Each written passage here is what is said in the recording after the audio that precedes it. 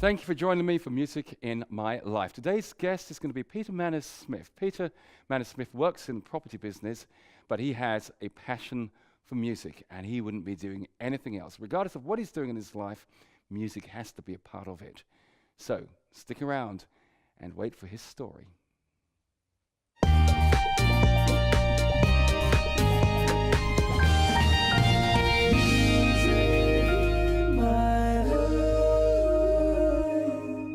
Well, I'm here with Peter Maner Smit. What a polite name. That's so cheesy. Ken, you know, stay in your lane. Music is what you do. But Peter, thank you so much for joining. Pleasure. Nice to see you. Great. So, Peter, you are a keyboard player, pianist. You play a bit of bass as well, is that correct? Tiny bit, yeah. Okay. Drums? Yep. Tiny bit. Okay. And you sing a bit? You wouldn't want to hear it. And you arrange music. Yeah. But you also have a passion for music. I mean, because you're not actually a musician. Well, you are a musician because everybody who does music is a musician. But you know, you don't do music full time as a career. So what do you do as a career? I work for the Prudential, which is a large insurance group in the City of London. That's my day job. I work as in real estate fund management. So yeah, very different from the music industry. But it's important for me that whatever career I pursue, I'm able to carve out sufficient time to commit to my passion, which is music. So, do you see any similarities between the two? Between what you actually do musically and what you do at work? Do you find that there are sort of disciplines which transfer from one? Oh, definitely. The more music that you do, the more you realise that simply pressing notes on a keyboard, for example, isn't necessarily enough to let you to do what you would perhaps like to do. So there's actually, for example, organisational ability, which you pick up in a career at work, which you need to apply directly to event management, for example, for music, or indeed running groups of musicians. So things like management skills come into that as well, communication skills, absolutely vital in, say, for example, a group musical setting. To be able to music direct something, you need to have very transferable skills, which can easily have come from the business world. Great. How's your mathematics? It's all right. It has to be for my job. It's got to be for your job. Yeah. And it's quite interesting because they say that good musicians make good mathematicians. Have you heard that one before? Yeah, absolutely. Why do you think that is? I think certainly when you look at the structure of music, you've got to be, for example, the circle of fifths, very mathematic in its essence. For those who don't know what we're talking about when we say the circle of fifths, because you might say, well, 5 does have a circle. But the circle of fifths is a chord progression.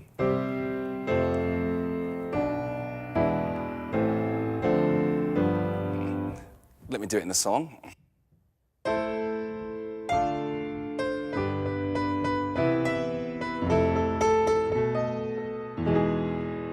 And that's what the circle of fifths is, just for the viewer's point of view. You can try it on the piano, just start on a note and just go down 5 and down 5 and down 5 and down 5 and down 5. You'll get the bass line for many, many songs that you actually like to listen to. And you can impress your mates next time and say, oh, I know what that is. That's a circle of fifths. Okay, so great. Absolutely. Yeah. And you know, a 2-5-1 chord progression, for example, probably the most prominent sound, if you like, in Western music. So again, 2-5-1 sounds like this. Yeah, absolutely. There's an inherent mathematical base to a lot of this, and that's before you even start looking at, for example, written music, where an acknowledgement of subdivisions of the bar, for example, which is quite mathematical in itself, is very important for that. As a drummer, there's a lot of understanding that you need of subdivisions to be able to do that. So if you were to replace certain things with triplets that might otherwise have been standard crotchets, for example, there's an understanding of maths that goes in there as well. So I would say I don't think maths when I play music, but if I sit back and look at maths and music, there's certainly some similarities. Wow, okay, well we just had a maths and music lesson all in one. Great, thank you very much.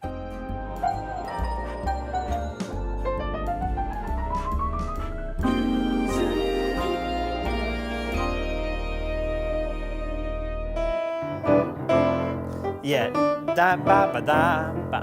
Yeah, absolutely. Yeah, why not? Why not? Sure. Three of those. Yeah. Okay. Let's see what happens. Okay. All right.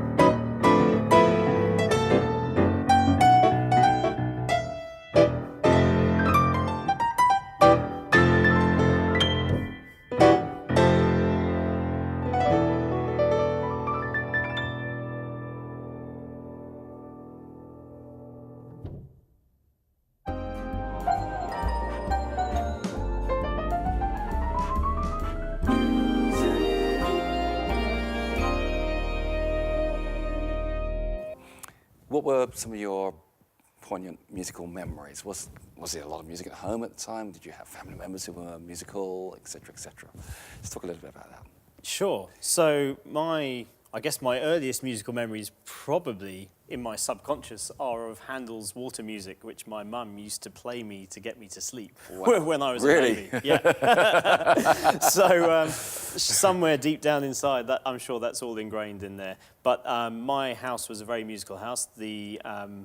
The only person who didn't actively play an instrument was my mother, but actually I think she's inherently a very musical person. Right. All the rest of us were pianists. The piano seat was never cold in our house. You'd have to fight for your place on it, sort of thing. So did you at any time have this sort of desire to become a musician full-time, or were you told, you will get a proper job in the city where they pay money, lots of it, and bonuses?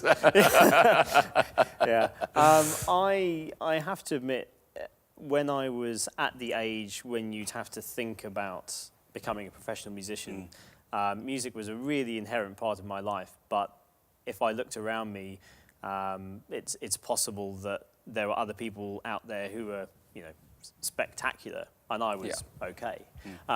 And if I'd have developed, a university 3 or 4 years practicing 5 hours a day, sure, I think there's a possibility I could have pursued a career in music. But I think one of my impressions of a career in music is that not only do you need brilliance, but you also need a tiny bit of good fortune as well. And perhaps a job which regularly put bread and water on the table, sort of thing, for a family might have been a more stable option for me. But I have to say, I would never take a job now that didn't allow me to keep playing music. Right. So it's very much a case of, I'll do music, but I can do it in my spare time. So I can, with my band that I play in a small jazz band, we can take the gigs that we want to take, rather than having to take the next gig, because that's what puts food on the table for my family. Right. So there's a certain freedom, if you like, in that I can simply pursue the things I really want to do rather than absolutely having to do it. So there's some positives and negatives to not having pursued it full time. Okay, good. And what other musical influences and styles around? You mentioned Handel's Water Music, which was played ad infinitum in the home. Yeah. What was it, anything other than that? Because obviously Handel's Water Music is very sort of safe. It's a classical piece of music and it's innocent. But was there anything that you were kind of listening to behind the scenes? Because I know in my days when we were listening to like reggae music, it wasn't really the done thing in the house, because I grew up in a very strict but loving, very, very loving Christian home. And parents from the Caribbean, and reggae music was associated with, the ghettos and Rastafarianism and et cetera, et cetera. So we had to listen almost, underground in secret. So, so we're grateful for the headphones that we were able to, listen to the music. It's a wonderful piece of Beethoven, that. Yeah, absolutely. I was fairly blessed. I didn't necessarily. My parents didn't make me feel as if I had to listen behind closed doors to other styles of music. I think there's a sense in which they'd have been much more concerned if I was listening to music with lyrics which were in some way destructive, or I also grew up in a Christian home, so perhaps if they were very sort of anti-God or in some other way destructive for a child to be listening to, I'm sure they'd have said something. Which is interesting because one of my loves is jazz. Yes. And that, for a lot of rather traditional Christian homes, is a style of music which, again, could be associated with, perhaps some behaviours which you wouldn't normally find within the Christian community. But I think that's quite a historic view now. Right. If we sort of go back maybe 50 years, I think there's a lot more validity to those sort of claims. Whereas these days, if you walk into Ronnie Scott's jazz club in London, which is probably one of the most famous in the world, you can't even smoke in there, for example. Right, sure, okay. So they're much more civilized places than, if you like, than they used to be. Great. But, so okay. Well, look, we're going to talk a little bit more about that, but we're just going to hear a song now. So.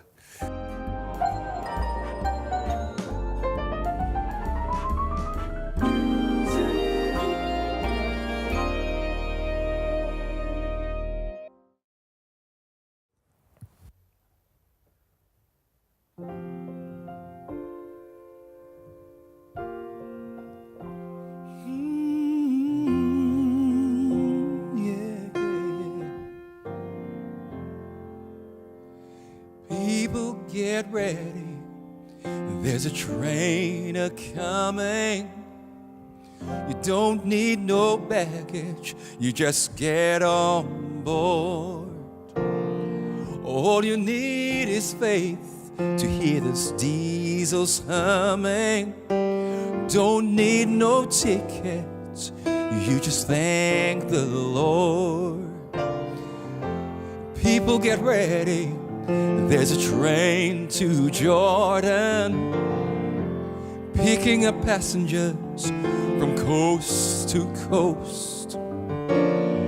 Faith is a key, open up the doors and board them.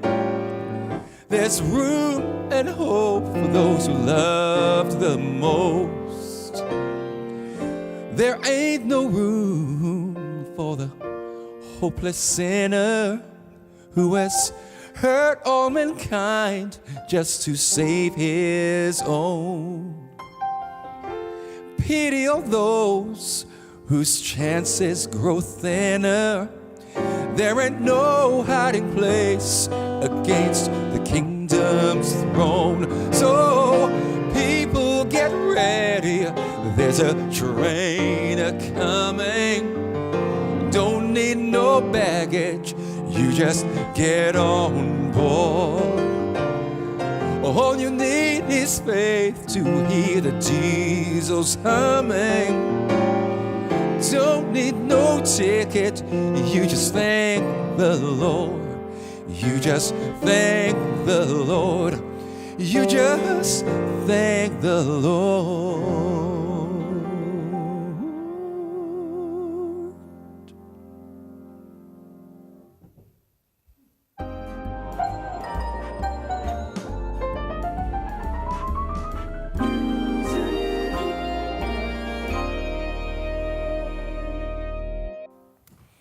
So we were talking a little bit about your band. So tell me about the band. What's the makeup? So there's 5 of us. I'm the piano player. We've also got a bass player, a drummer, a guitarist, and a singer. And it's interesting because, from my understanding, everybody comes from different countries.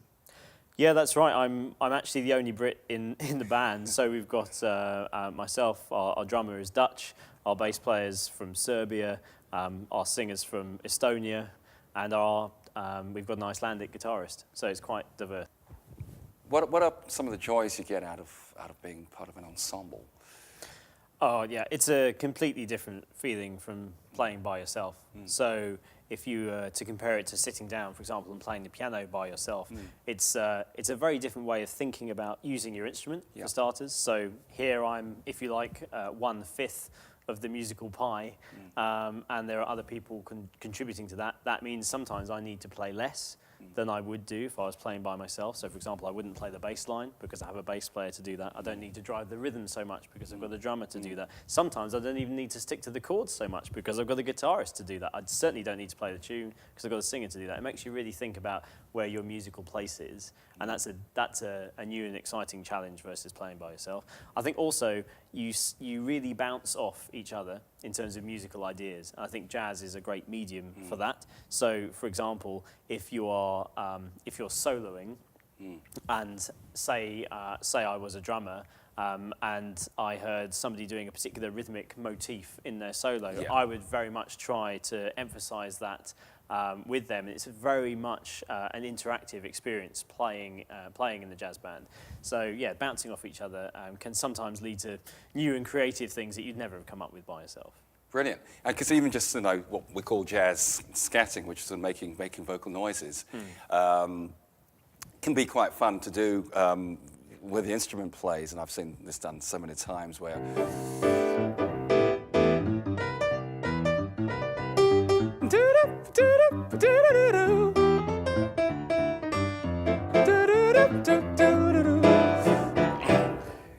yeah, and you need to listen and respond to really what's going on. Absolutely. It's part of it, and I think that's just unifying, bringing you all together. Different languages, different instruments, different modes of expression, but all coming together. Absolutely. As one. And we're all good friends, so that interaction becomes all the easier, I think. Right, and there's also something also interesting about that as well, because you shared with me earlier that the band all come from one denomination, which is the Seventh-day Adventist denomination, which is traditionally quite conservative and quite sort of frown on jazz. But I've got friends who are not musicians, but they listen to music, to jazz music, and we put all these labels on music. We call it jazz, and we call it blues, and we call it. But they hear it as music, and they said it's quite a spiritual feeling for them. It connected them to the divine. So, what's your take on that? Do you sort of feel guilty because your drummer's a pastor? You're right, he is. So, it's not your typical church band, that's for sure. Believe it or not, we've even played jazz in churches. Right. And I think, for me, musical style and appropriateness when it comes to spirituality are mostly separated, in my opinion. I think there's a great deal to which the music is able to stir people's emotions, and I think we've got to we've got to be careful with that. It's dynamite, if you like, that we have in our hands to use. But beyond that, it's a bit like what I said with my parents being much more concerned about the words that I'd be listening to music in a similar way, providing that the music that's being played, for example, in a church, is supporting the function, which might be congregational singing. If it's doing that appropriately and it's not upsetting or offending people, then I think that's absolutely appropriate. Great. So you do a lot of, obviously, work as normal bands would do, playing at functions, but you also dedicate time to charity. Yeah, we do. So we've played at numerous charity concerts. If you like, various members of the band have gone and done other charitable events. So, for example, in a church near Bracknell, which I belong to, we put on a large charity concert every year with 150 or so performers. So 150 performers, what they... That's right, so there's all choirs. performing at the same time? Usually not. I think the maximum, we've had about 100 at the same time, so in terms of orchestras, choirs, etc., all being together. And a couple of us regularly go and play for a charity concert in Norway, supporting a charity called ADRA, the Adventist Development and Relief Agency. So it's very much, from my perspective, a talent that I've been blessed with, and I'm very happy to give that back in terms of trying to do things which are worthwhile. Okay, because many people would see sort of music, they listen to music, and they see music and singing as being the career, and very often they're looking at the television where they're seeing stars in limos and on a big stage, and enjoying the rest of life and earning lots of money and then spending it all and declaring themselves bankrupt. And then coming to see people like you, wealth managers, to say, okay, we're going to put our lives back together again. But of course, you're doing sort of charity work, you're enjoying what you're doing. So it's obviously a passion that you have inside of you which drives you to do that. Absolutely. One of the ways which I have been paid to do music in the past is to play piano in hotels, restaurants, etc. Sort of background music. And quite honestly, I found the concept of being paid to sit down and play the piano for 3 hours almost laughable, because I would happily do that for free. I find that extremely fun. So it's not certainly for me. Playing music is not necessarily connected with remuneration. At all, although it's nice if it can be. It's nice if it can be, but it's most, traveling around the world, you see that music, there's some cultures where music, there's no word which exists for music as a self-contained activity. So the concept of actually music as performance, just doesn't exist. Music is a communal activity. Absolutely. And it's so natural and it's part of everyday life. And you don't do it for reward. For the reward is actually the music itself brings that reward. Yeah. So, what about the future for Peter Maner Smit? Well, that's a fairly good question. I can never see a point where music's not a big part of my life. I'm currently building a house. I'm building a studio into the basement. Oh, wow. So that's a pretty permanent commitment, certainly, to that going forwards. But no, for me, it's very much a part of who I am. Well, you're a family man. Yes. Your kids old That's right. I've got a wife and 2 children. My oldest daughter is 2. So right. She's showing any musical signs yet? Yeah, she's got a lot of rhythm, and she remembers songs very quickly, which for me, as somebody who plays primarily by ear rather than from music, that's an encouraging sign for me to see that in my children. Well, that's important actually, because you talk about playing by ear, and many. Some look down on people who play by ear because they're, the high art. You must learn how to read music, and if you don't read music, you will never get. But that's not exactly true, is it? You've got methods like the Suzuki method in Japan, where you learn by ear. You learn the music first, then you see the notes later, which is how we learn how to talk and read. Yeah. We talk first, and then we learn the symbols that represent what we're actually saying. So, do you find yourself paralyzed?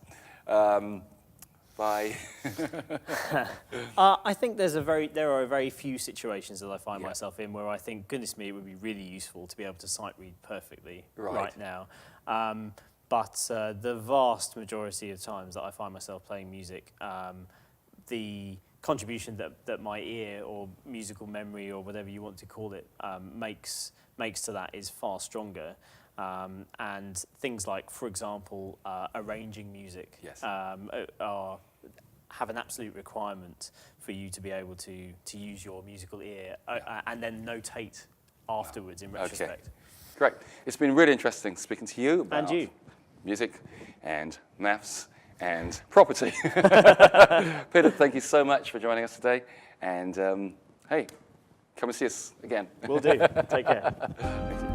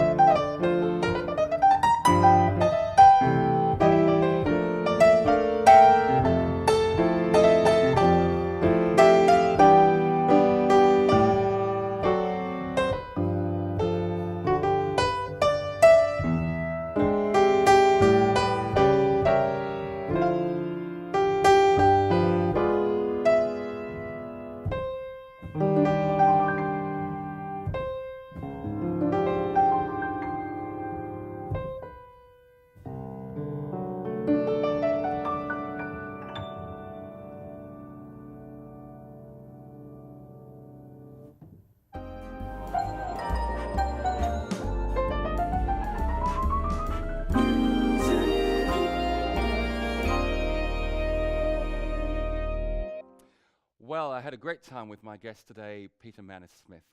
Somebody once said that if you haven't danced at least once, then your day has been wasted. Well, my day certainly hasn't been wasted because I've played and I've danced at this piano. So I've been fulfilled. So go and find that piece of music, or find that musical instrument which has been hiding in your closet for years, and discover the musical passion within. Once you've done that, make a date to join me again for Music in My Life. I'm off to listen to some music.